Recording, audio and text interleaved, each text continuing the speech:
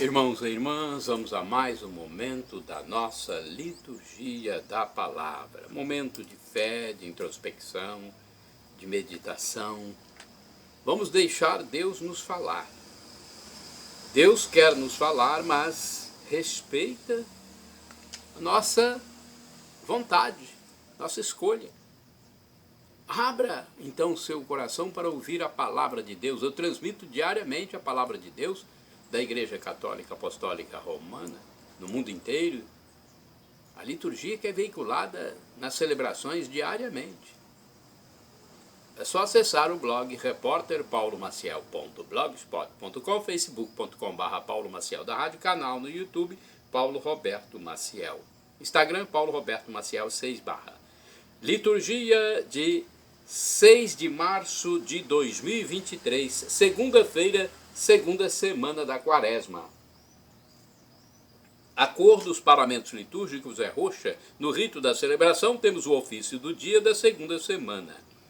Antífona da entrada. Tende compaixão de mim, ó Deus, e libertai-me. Meus pés estão firmes no caminho reto, nas assembleias bendirei ao Senhor. Salmo 25, versículos 11 e seguinte. Oração do dia, rezemos.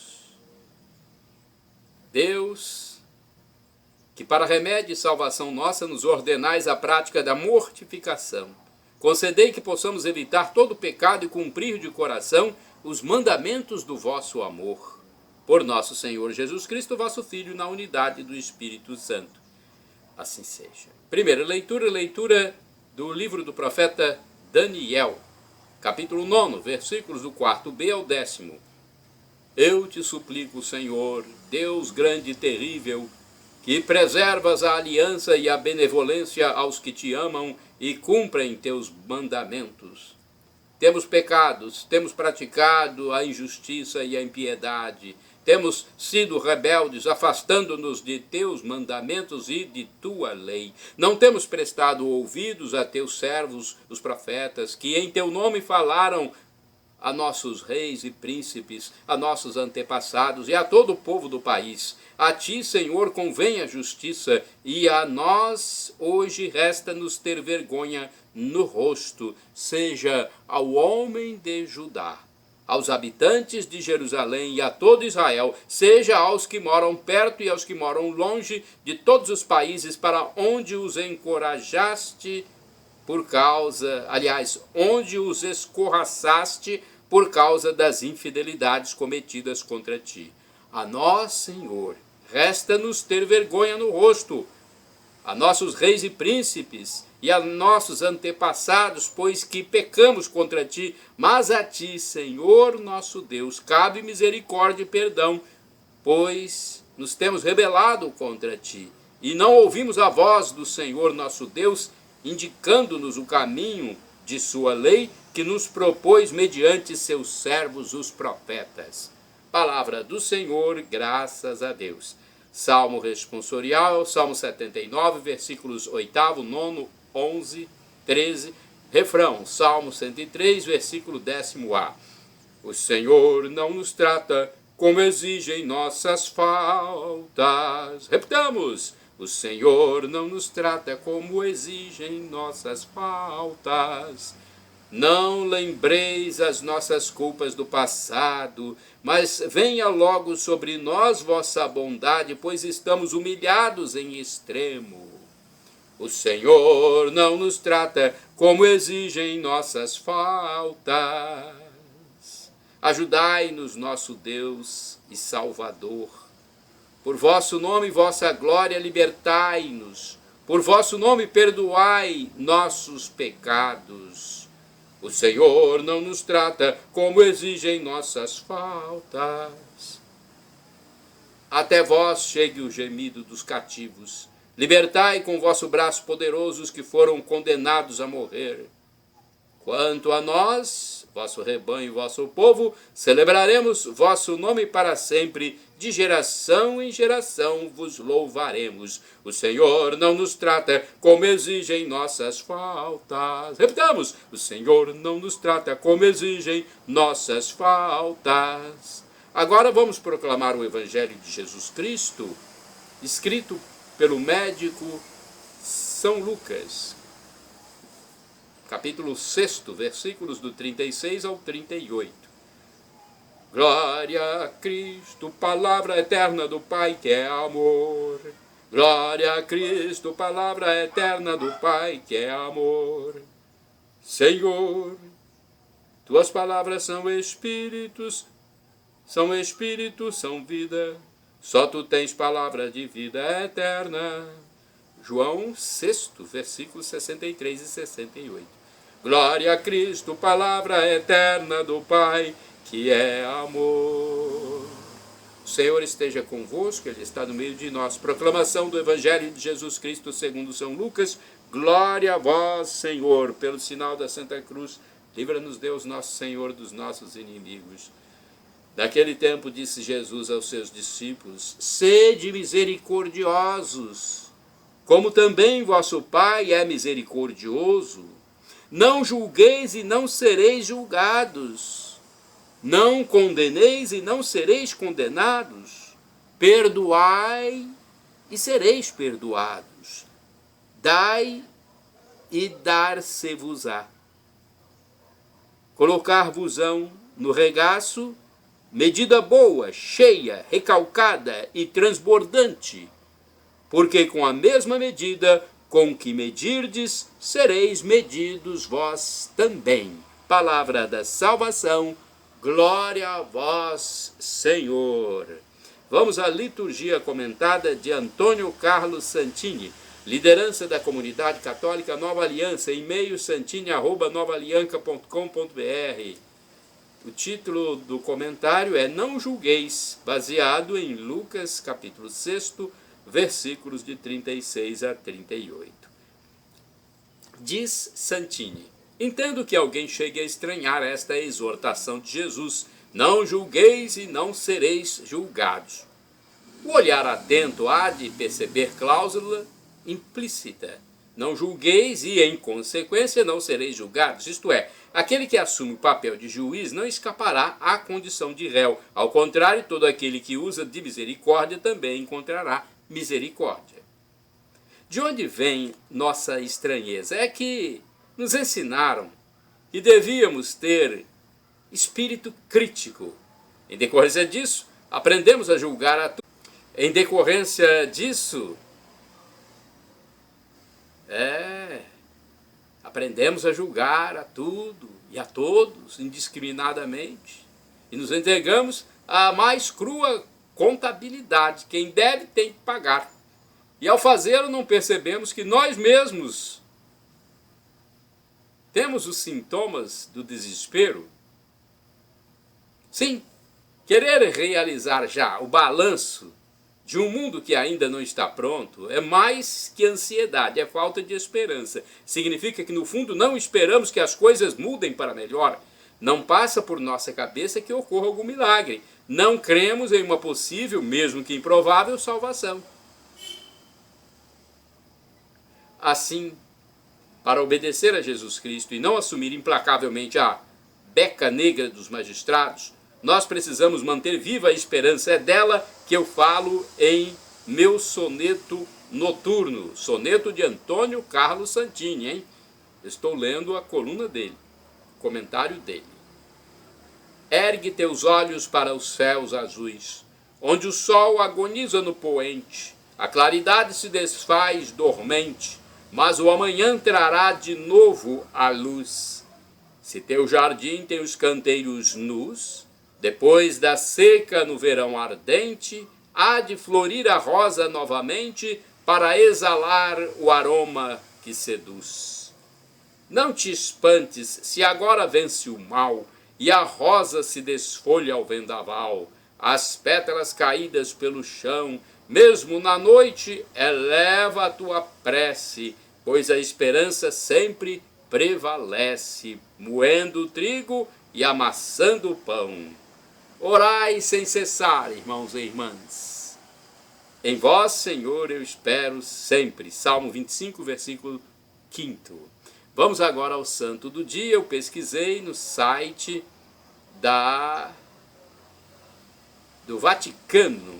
site do Vaticano, eu fui pesquisar sobre o santo do dia. Vamos ver, dia 6 de março. Os santos desse dia, na verdade, temos aqui uma santa. Santa do dia 6 de março, Santa Rosa de Viterbo, Virgem franciscana. Rosa de Viterbo jamais foi canonizada oficialmente, mas era considerada santa pelo povo e venerada até pelos papas. Era uma terciária franciscana, falecida aos 18 anos, em 1251, após ter anunciado a palavra de Deus por toda a cidadezinha no Lácio, onde é celebrada no dia 4 de setembro. Uma vida admirável, embora breve, que deixou seu sinal. É o caso de Rosa de Viterbo, nascida em 1233 no seio de uma família pobre, com uma má formação que lhe impediu até de entrar para o vizinho mosteiro das Clarissas, o exílio entre guelfos e gibelinos. Quem nascia com o externo, osso da parte anterior do tórax, era condenado a morrer em 3 anos porque seu esqueleto não consegue ser sustentado. No entanto, Rosa viveu 18 anos, sempre com um sorriso nos lábios. Não podendo receber o hábito religioso, entrou para a Ordem Terceira de São Francisco e começou a percorrer toda a cidade com uma cruz no pescoço, levando uma vida de penitência e de caridade com os pobres e enfermos. O contexto histórico em que viveu era o de uma áspera luta entre guelfos e gibelinos, respectivamente partidários do Papa Inocêncio IV e do Imperador Frederico II. Eram anos de contrastes entre o Império e a Santa Sé, e a cidade de Viterbo estava bem ao centro. Devido ao seu apoio ao Papa, Rosa e sua família foram exiladas em Soriano nel Cimino, até que, em 1250, com a morte do imperador, a cidade retornou sob domínio do Papa. O sonho de Alexandre IV. Por causa de suas condições físicas, também Rosa faleceu provavelmente em 6 de junho de 1251 e foi sepultada na terra nua, próxima à igreja de Santa Maria no Pódio. No ano seguinte, o Papa Inocêncio IV quis torná-la santa e mandou fazer um processo canônico que nunca começou. Seu sucessor Alexandre IV, não se sentindo mais seguro em Roma, transferiu-se para Viterbo. No entanto, recebeu em sonhos várias vezes a visita da jovem. Por isso mandou trasladar seus restos mortais para a igreja das Clarissas, às quais foram confiados além do seu culto. Ali, ainda hoje, é possível venerar seu corpo completamente incorrupto, que permaneceu incólume até durante o incêndio em 1357. Santa ou beata?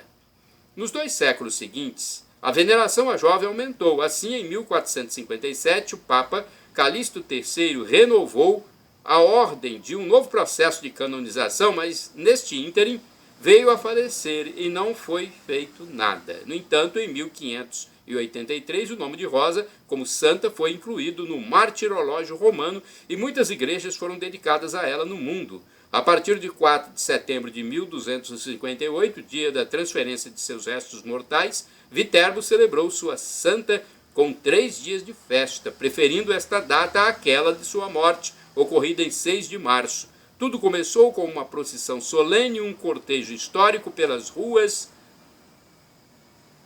Depois se prosseguiu no centro histórico, por onde havia sido feita a transladação, com o transporte da máquina de Santa Rosa, uma estrutura de madeira e tecido que em todos os anos se torna cada vez mais espetacular. Esta usança foi recentemente incluída pela Unesco no Patrimônio Mundial da Humanidade.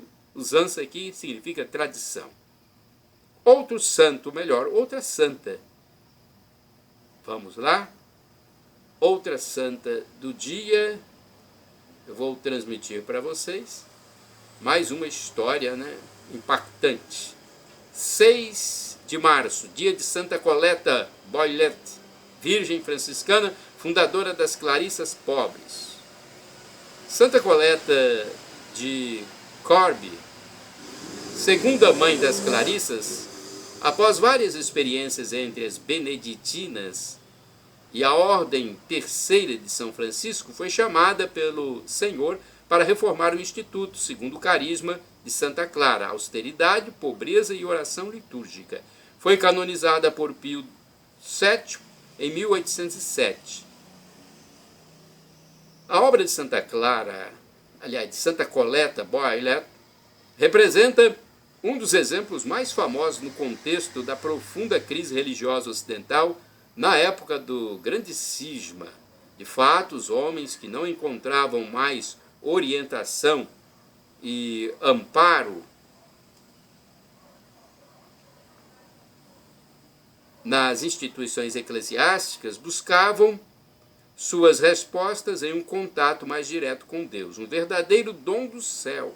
Antes de ser um dom para a grande família franciscana, Coletta o foi para a sua família de origem.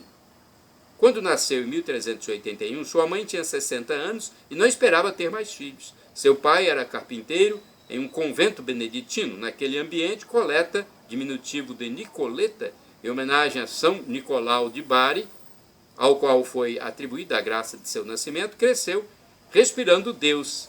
Em breve sentiu sua chamada e começou a ter visões de comunhão com ele. Aos 9 anos, o Senhor lhe confiou aquela que seria a missão de sua vida, a reforma das Clarissas, mas foi necessário muito tempo.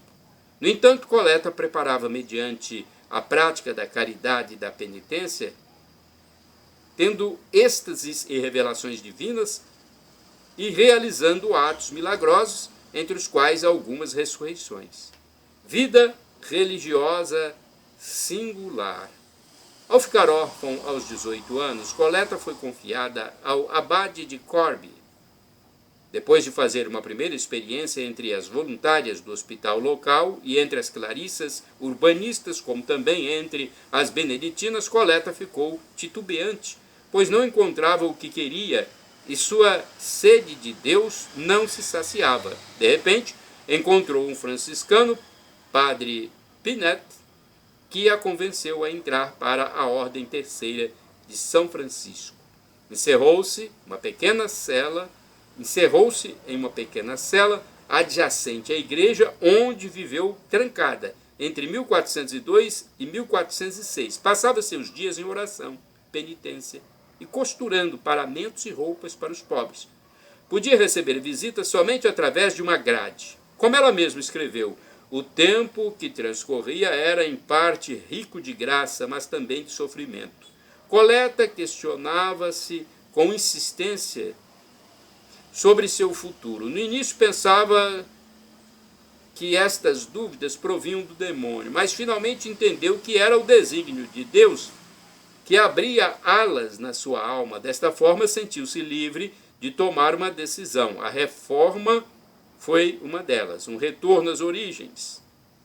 Em 1406, Coletta recebeu o véu das Clarissas de Bento XIII, que na época, na França, era considerado Papa legítimo e emitiu seus votos segundo a regra de Santa Clara. Desde então começou a sua profunda obra de reforma da ordem, que nada mais seria um retorno aos costumes mais austeros das origens, a oração pessoal, comunitária, a vida penitencial em prol da unidade da igreja. O primeiro mosteiro a aceitar as novas disposições foi o de Besançon. Em breve nasceram muitas outras novas fundações. 12 conventos masculinos, 12 conventos masculinos também aceitaram a reforma, mesmo mantendo seus superiores. Por fim, sua obra foi aprovada pelo ministro-geral franciscano em 1458 por Pio II. Os mosteiros coletinos, assim chamados em sua honra, são cerca de 140 espalhados pelo mundo inteiro. Santa Coletta, acho que é Boilet. Eu falei Boilet, deve ser Boilet, se for francês, né? Santa Coletta, rogai por nós.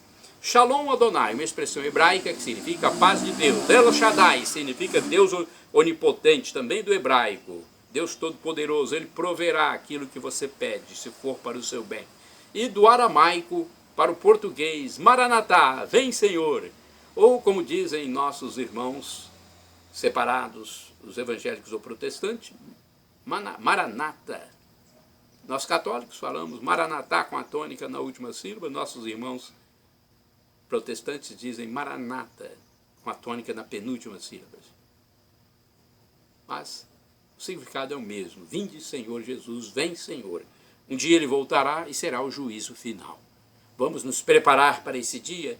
Perdão, Senhor, pelos meus pecados, passados, presentes, futuros, físicos e espirituais, pecados do pensamento, palavras, atos e omissões, e me dê a vida eterna convosco. Eu quero a vida eterna convosco, meu Jesus. Eu quero a vida eterna com Jesus.